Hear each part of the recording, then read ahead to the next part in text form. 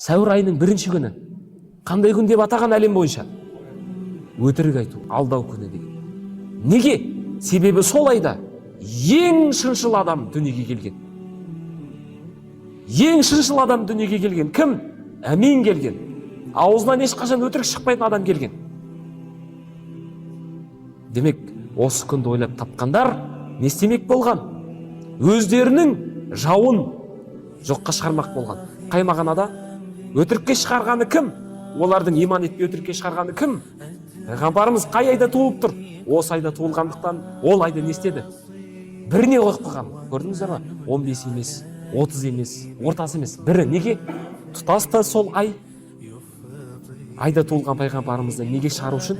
Өтірікке шығару үшін. Оның айтқан сөздерінің барлығы не? Өтірік. Мен сенбеймін дегенді білдіреді.